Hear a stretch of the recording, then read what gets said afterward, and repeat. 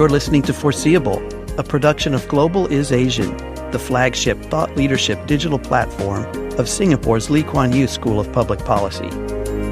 Each episode, we invite an expert for a conversation relating to their field of study or experience and to find out what they foresee happening in the future.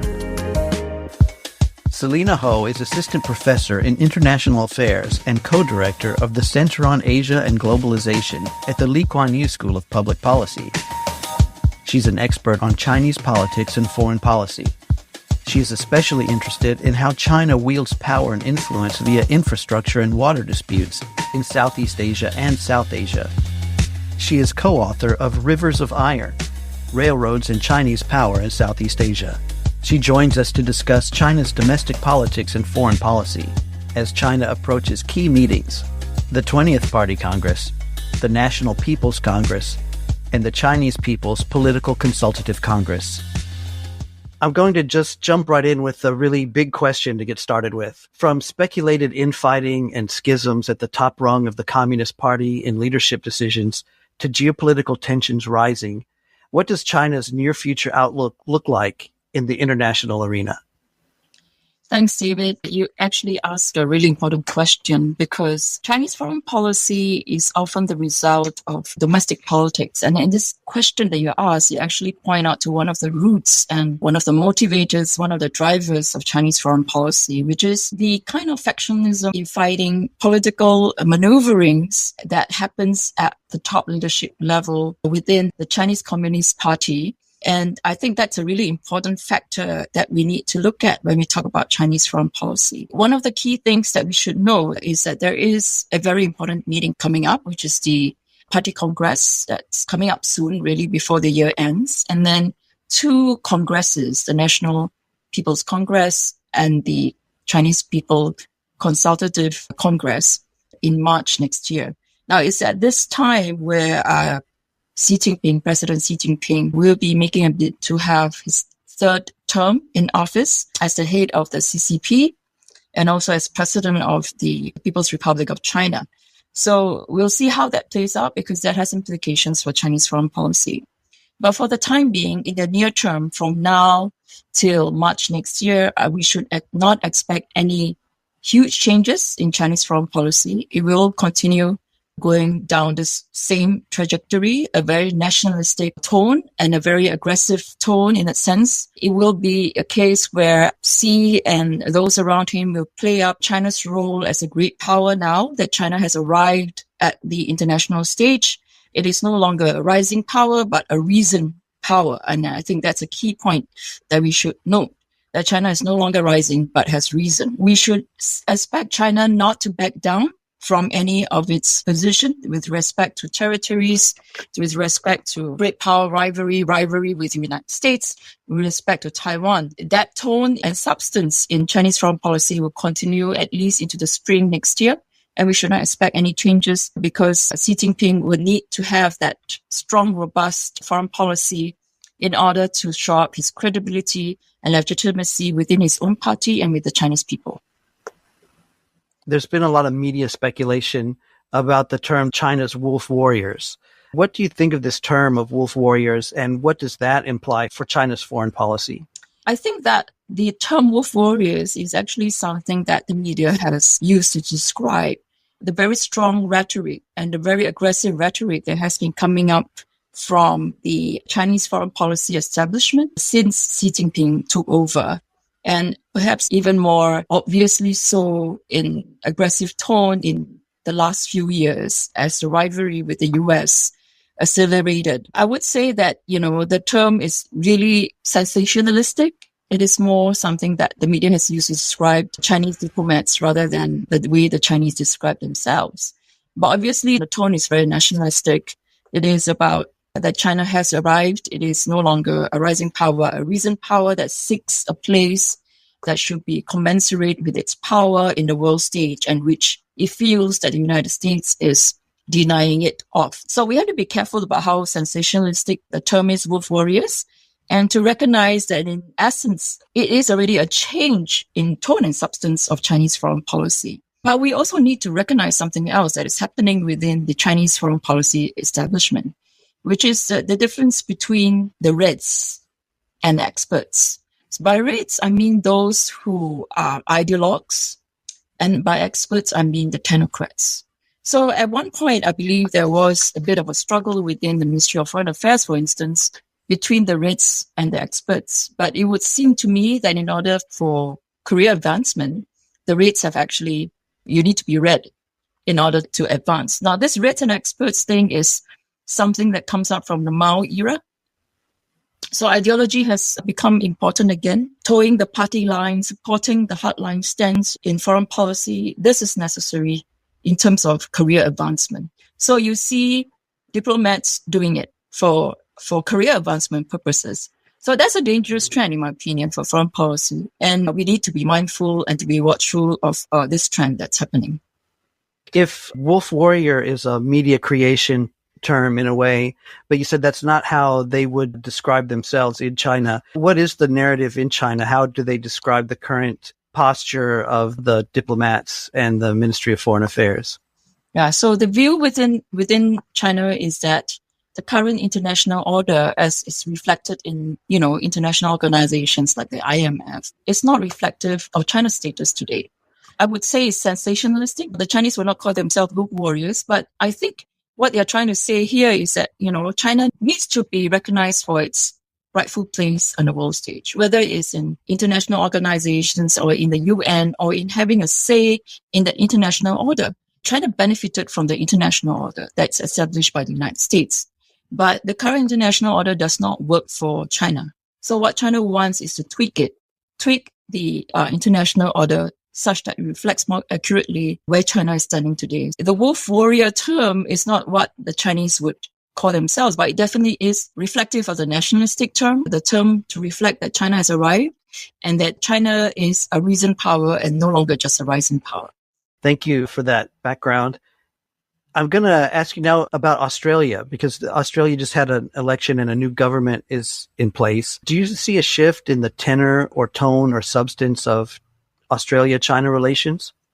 I think that we can see from Senator Penny Wong's approach to the Chinese that we're likely to see a change in tone. In the way the Australians approach the Chinese, we could see maybe perhaps improvement in communications, in diplomacy, in talking to each other.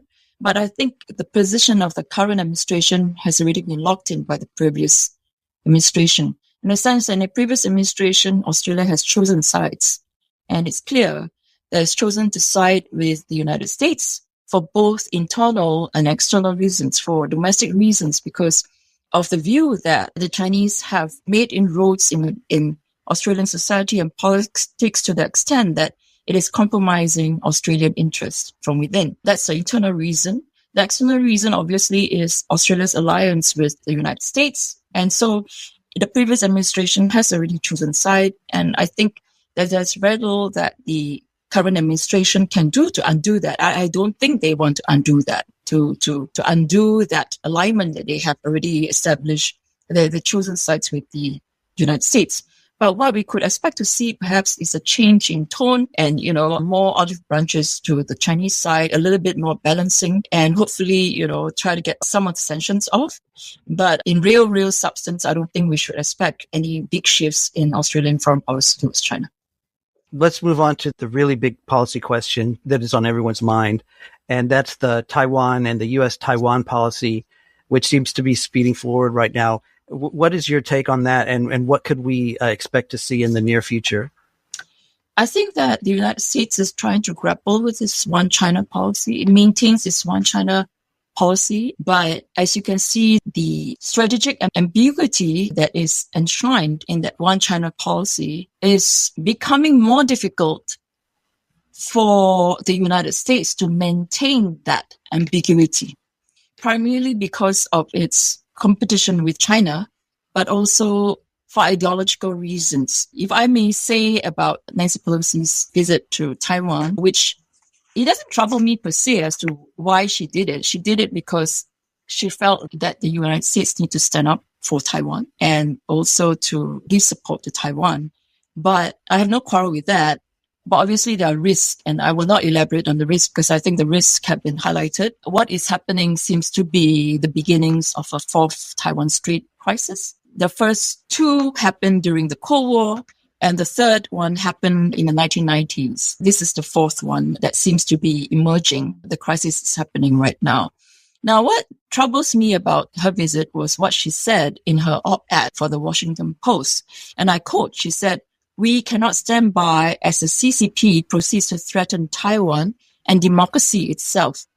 She continued, "As Russia wages its premeditated illegal war against Ukraine, it is essential that America and our allies make clear that we never give in to autocrats." Now, there are two things that troubled me here. One is that the analogy between Taiwan and Ukraine. If American policymakers think of Taiwan as equivalent to Ukraine, I think there could be troubling implications for the US's one China policy. The two are different. Ukraine, it has its independence since the Soviet Union collapse. It has been recognized to be a sovereign state by Russia itself. So it was definitely a war. Now, the situation with Taiwan is a little more complicated than that. There is that one China policy, meaning that most countries around the world have not recognized Taiwan as an independent country because of that one China policy. So there is a key difference there. If the Chinese do attack and invade Taiwan, the question of whether it's illegal is actually a big question mark. If you were to think about the one China policy, not that I am a proponent that China should do that, but I would like to just state up front that there is a difference between Ukraine and Taiwan. So that's troubling for me because it seems to me that US policymakers do not see a difference. And so the question, if there's no difference, what does this imply for the US's one China policy? And I can see why the Chinese are worried. The second point about a statement that troubled me was the mention of democracies and autocracies. So again, ideology seems to be rearing its ugly head again, in terms of what we saw during the Cold War. Ideological competition, ideological differences was one of the key characteristics of the old Cold War. I have been hesitant to call this U.S.-China rivalry as a new Cold War, primarily because I do not see it as an ideological struggle, but more so of a struggle between an established power and that of a rising or reasoned power, in this case, China. So it was, to me, a case of differences in national interest and not so much of an ideological perspective, because the Chinese do not necessarily think in ideological terms, and it does not necessarily have the intention to export its ideology to the rest of the world in the way that the Soviet Union did and the way that Maoist China did in Southeast Asia. What China is probably trying to do here is to ensure that its political system is accepted as part of the international system, that there can be varieties of political systems that coexist in the international system. Obviously, we can debate about this because Chinese example, autocratic practices do encourage autocrats from other countries to think that they can do what the Chinese do, which is, I think, a very wrong assumption. The authoritarian system in China is, to a certain extent, allow China to grow and to succeed primarily because they have a capable leadership. But with all autocratic systems, when you have a bad emperor, to quote some other scholars who have mentioned that, with autocratic systems, when you have a bad emperor, then what will happen is that you will see that, corruption seeps in, rent-seeking, predatory behavior will sicken, rather than, so far, Chinese leaders have always think about the good of the Chinese citizens. At least they try.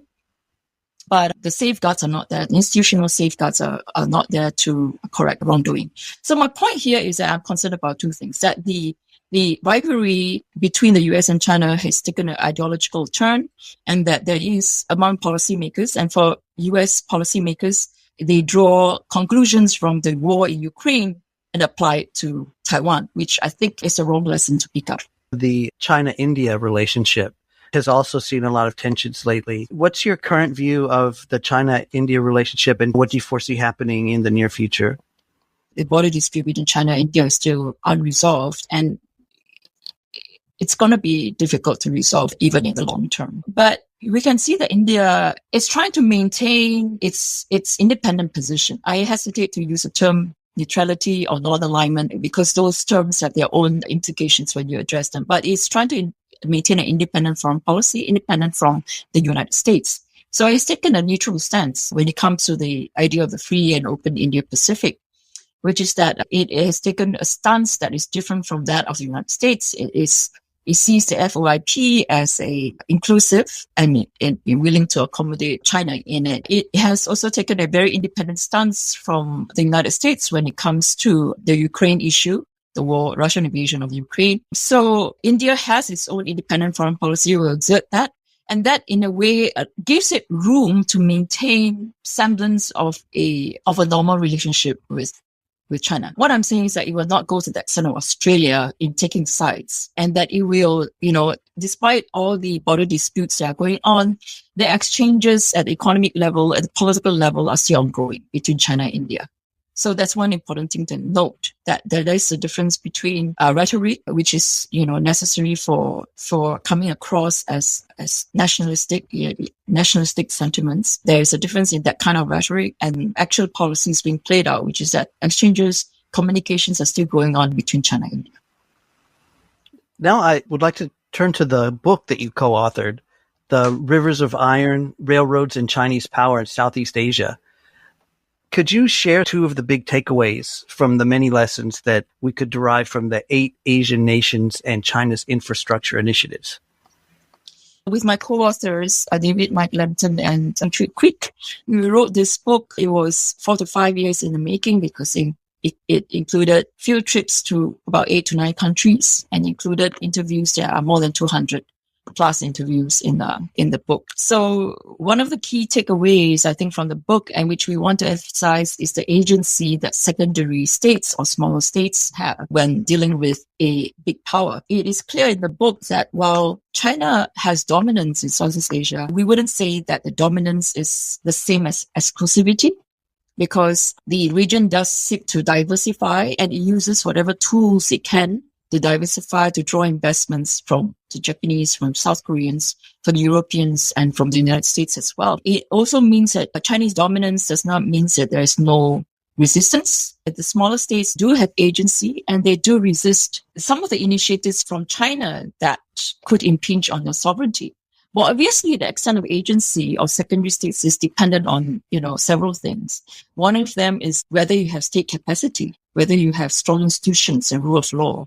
The other one is whether you're economically strong or not. I mean, obviously, middle income countries in Southeast Asia will be in a stronger position to resist Chinese dominance as opposed to, say, the smaller economies of Laos and Cambodia, who are more reliant on China. If you also have a stronger economy, you probably have the ability to diversify your reliance or your overdependence. For example, Singapore has done a pretty good job in diversifying our economy. We're not overly dependent on China. Therefore, we could actually resist certain initiatives from the Chinese that be constituted as dominance. I think one of the key lessons is that secondary states do have agency, but it varies according to your ability and state capacity, the strength of the economy, the cohesion of your leadership, and also what is the size of the economy, the size of the population, all these things matter.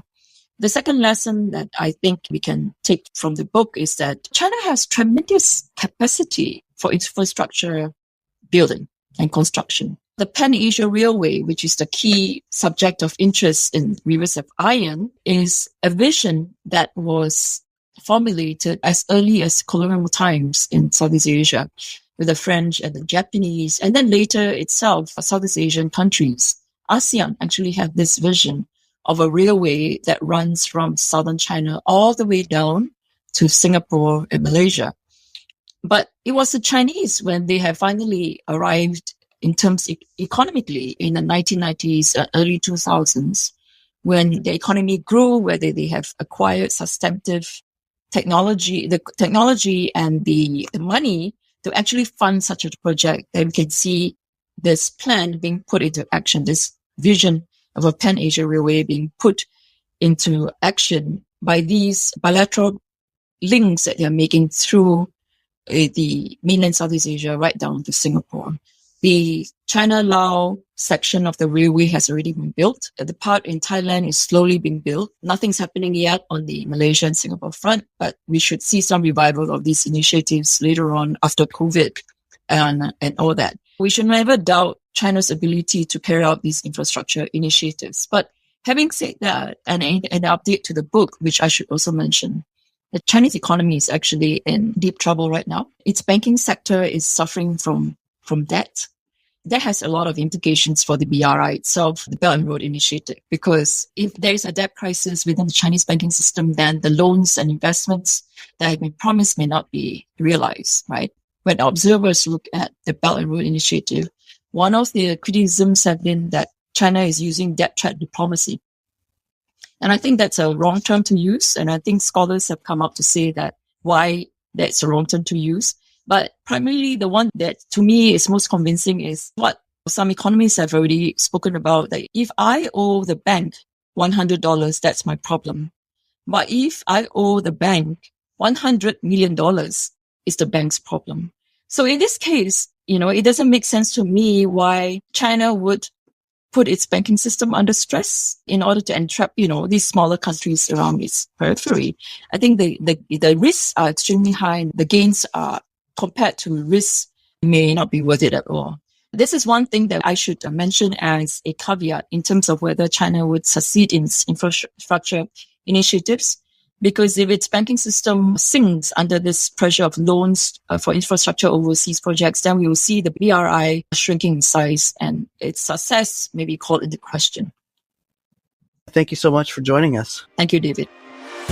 Rivers of Iron, Railroads and Chinese Power in Southeast Asia by David M. Lampton, Selina Ho, and Chung Chui Quick, as well as Professor Ho's other works, are available on Amazon.com.